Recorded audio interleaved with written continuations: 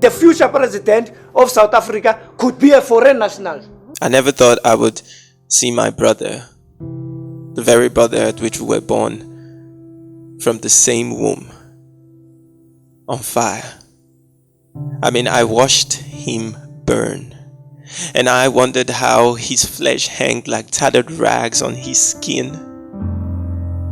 And I saw gunshots piercing through the hearts of the very man we shared the same land. My brothers and sisters are dying every day in the land that is not even theirs. Their blood cries out every day, soaking the very soul of another man's land. This is inhumanity. This is wickedness. This is the handiwork of the devil in the heart of a man. This is what the Bible says, that the heart of man is desperately wicked. The heart of those in the southern Africa are desperately wicked. The fear of the unknown has caused them to take our lives. These are men and women with families, friends, brothers and sisters. These are people, humans like you and I. These are men like you and I. We must come together. And the pain is unbearable. I can imagine the tear on every cheek of a black man as those fire burn them to crimson black. I can imagine the very hair as it folds on their head as those heat quench their thirst. I can hardly imagine that any Nigerian will smile and think good of their own land while they die in another man's.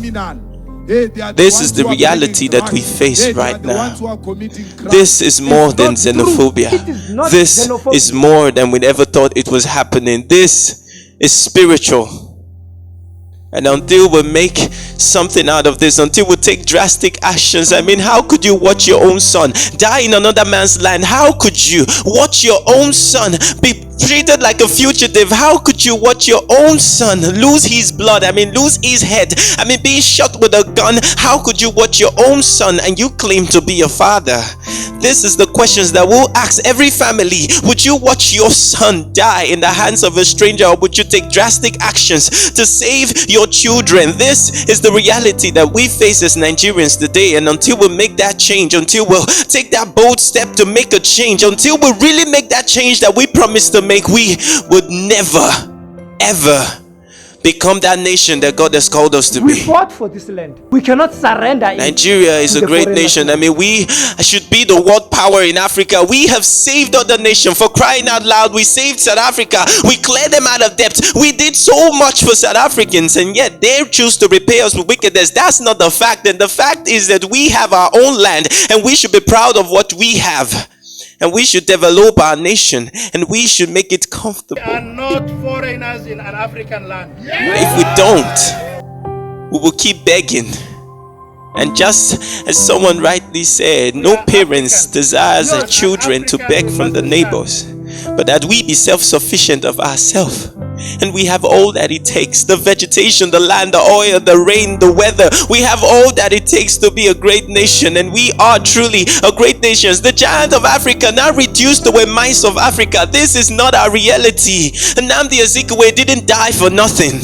Tafawa Balewa didn't die for nothing. No, Akuyi Ronsi didn't die for nothing. These great men of our nations didn't die for nothing. These men who were valiant, men who could have taken the charge of this situation and ended this catastrophe in a split second, men who could have risen with utmost priority to save our nation, to save our citizens, to save those who we call Nigerians. For Hausa, Igbo, Yoruba, we are no different. We are one Nigeria, for no man can predestine or take another tribe to be higher than us. For we are worth more than the animals in this nation. For if it were an animal that was killed, the whole nation would be in turmoil right now. But now humans are killed and no one is doing anything. Nigeria is our own, and if we do nothing, we would die. Every one of us will fail. And it doesn't matter how much wealth you have. If your fellow brother is dying, then you are poor, because your wealth cannot save a life.